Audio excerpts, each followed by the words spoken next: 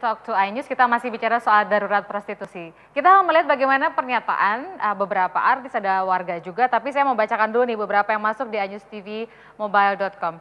Ada yang menyampaikan, dari Riva Herlandi, jika memang sudah tidak bisa dikendalikan, buat aja lokalisasi yang profitable buat daerah. Menarik, nanti kita tanyakan sama Kang Erlangga. Kemudian harusnya semua yang terlibat dipidana sehingga ada efek jerah. Tadi sudah kita singgung bahwa buat konsumen, para pemakainya, belum ada hukum positif yang akan mengikat. Kemudian ada yang mengatakan biasa aja lah, bukan hal tabu lagi. Kok kayaknya semua orang jadi sok suci. Itu yang disampaikan beberapa orang. Dan masih kami ajak juga kalau Anda punya komentar di iNewsTVmobile.com.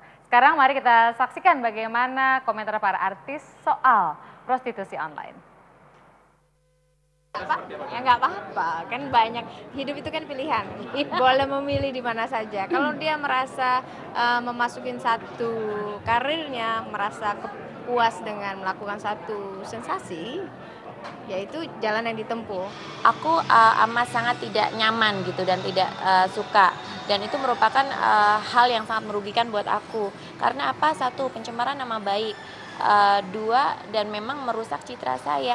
Dan ketiga, ini yang barusan saya dapatkan dari manajer saya bahwa ada 2 kontrak off air saya tiba-tiba diputuskan sepihak oleh klien gitu, karena menganggap inisial itu adalah saya. Wah, aku nggak ngurusin. Itu kayaknya bukan hak aku buat ngomong sih, nggak tahu, aku nggak mau komentar. Oh ya, karena kan public figure kan memang jadi sorotan, namanya juga public figure, namanya juga kerja di entertain, ya automatically pasti ya entertain ya. Coba kalau yang orang biasa atau tetangga kita, siapa yang mau bahas gitu kan? Ya orang sih boleh ngomong apa aja ya, tapi emang ada buktinya enggak gitu aja. Di segmen sebelumnya kalau Anda sempat dengar pertanyaan saya ke Baby Margareta, menyampaikan bahwa sudah banyak yang meminta layanan yang disampaikan ke manajernya, dan manajer nggak pernah sampaikan, tapi setelah ramai baru sampaikan. Manajernya adalah Mas Randy, dan saya mau tunjukkan salah satu SMS ya, tapi saya tutup nomornya. Bisa kalau sambil dicoba di-adjust oleh kamera saya bacakan. Bisakah saya booking Baby Margaret? Saya panjar deh 100 juta buat 3 jam. Boleh nanti lebihnya saya bayar langsung berapapun. Mau nggak?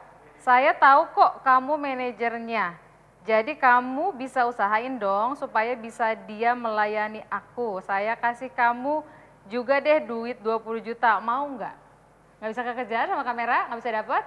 Oke, kalau gitu saya hanya bacakan, tapi kita upayakan supaya tidak Anda anggap sebagai rekayasa. Ini betul-betul handphonenya bukan handphone saya, ini handphone saya yang ini.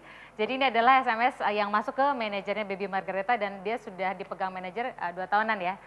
Jadi ini menarik, pada saat jeda tadi saya baca ada yang bilang 500 juta, 70 juta buat manajernya. Kang, ini luar biasa Kang ya, ternyata yang saya pikirkan juga selain soal hukumannya, betapa banyak duit banget orang-orang itu Kang. Orang Indonesia ternyata kaya-kaya ya Kang. Ya, memang begini, mereka yang booking itu pasti mereka orang mampu kan gitu ya. Kalau sangat mampu malah Kang menurut ya, saya. Jadi menurut saya memang ini yang harus kita berikan warning ya, berikan sanksi yang lebih tegas ya, supaya memang ini tidak merebak ya. Tapi memang sanksi-sanksi sosial atau sanksi hukum positif yang ada di masyarakat kita memang sifatnya kan relatif ya. Relatif itu juga sangat tergantung pada ditentukan oleh waktu, ditentukan oleh situasi, ditentukan oleh tempat ya. Jadi memang seringkali juga orang punya persepsi. Tapi ini menariknya gini ya, ini kan bisa saja dalam kasus hukum yang lain, ini bisa jadi ke arah korupsi. Karena bisa saja misalnya ini adalah bagian dari pencucian uang, misalnya ada penyediaan layanan tapi gratifikasinya bukan gratifikasi berupa uang, tetapi gratifikasinya adalah perempuan yang kemudian dibayarkan oleh si pemberi suap. Nah, ini baru bisa nyangkut kalau ternyata ada kasus korupsinya. Kalau nggak ada kasus korupsinya, maka berbeda sekali dengan para pemakai narkoba. Misalnya pemakai dia ditawari, lalu dia bisa bilang, bisa lapor sama polisi, saya ditawari ini ada bandarnya, sehingga dia bisa nyebutin ini loh bandarnya. Tapi kalau ini kan nggak bisa konsumennya yang diperlakukan begitu. Saya masih ngerasa nggak puas gitu kan kalau ternyata buat konsumen sama sekali nggak bisa disentuh. Iya, memang kita kan gini, ini seringkali orang menganggap bahwa ini sial atau nggak sial gitu. Orang itu baru kemudian terungkap ketika ada kasus hukum yang dianggap penting, yang dianggap besar. Misalnya orang terlibat di dalam kasus narkoba atau di dalam kasus korupsi. Lalu kemudian orang terjerat kasus-kasus terkait dengan perempuan dan sebagainya. Tapi kalau memang itu tidak terikat atau tidak terkait dan kemudian itu masyarakat awam atau misalnya para pebisnis biasa, ya memang seringkali orang kan jadi susah untuk bisa disentuh kan gitu ya. Mbak Baby, kalau tadi saya baca beberapa SMS itu kan beneran seperti Mbak Baby sampaikan, to the point, malah ada yang nggak pakai Mbak Bibu nanya kabar langsung 500 juta 3 jam. Setelah tadi baca, itu kan uang besar ya Mbak ya. Sangat besar. Saya tidak mau berasumsi, tapi dalam bayangan saya berkarir sebagai artis, syuting satu film itu katakanlah syuting berapa hari? 5 hari, seminggu? Kurang lebih 2 minggu. 2 minggu. 2 minggu ini ditawarin 500 juta 3 jam gitu Mbak. Ini kan uang yang sangat besar. Sangat besar. Ya. Kalau Mbak Baby sendiri masih tentu harus bertahan menjauh dari pergaulan. Tapi kan dengan kenyataan seperti ini, menurut Mbak Baby wajar nggak kalau ada sebagian artis, saya nggak bilang semua artis, kemudian memilih atau membuat pilihan tersebut? Ya sekarang balik lagi, siapa sih yang nggak tergiur dengan uang sebesar itu? Hanya dengan hitungan jam bisa mendapatkan uang sebesar itu. Siapa yang nggak tergiur? Ya sekarang tergantung orangnya sendiri, dia mau ambil atau enggak. Seperti itu, jalan seperti itu. Itu kan jalan yang sangat instan.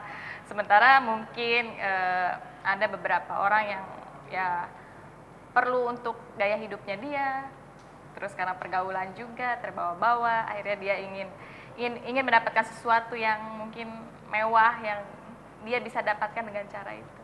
Kalau Mbak Baby sendiri kan di film Main Dukun dengan Jupe, itu kan film-film, beberapa film horor itu dianggap dekat sekali, pemerannya itu harus perempuan yang seksi, cantik, dan perempuan yang seksi itulah yang kemudian dianggap, ini sih seksi, pasti bisa deh di booking. Iya wajar sih, karena ya itu tanggapan masyarakat seperti itu. Semua akhirnya disamaratakan. Yang namanya seksi itu selalu dikait-kaitkan dengan hal yang negatif. Padahal tidak semua artis, tidak semua model yang istilahnya mengambil jalan instan seperti itu. Kalau buat Mbak Baby sendiri, seksi itu apa pengertian seksi? Apakah dari pilihan baju aja atau apa menurut Mbak Baby?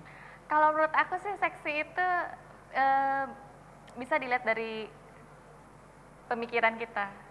Kan harus pintar, kalau maksudnya kalau diajak ngomong nyambung gitu kan.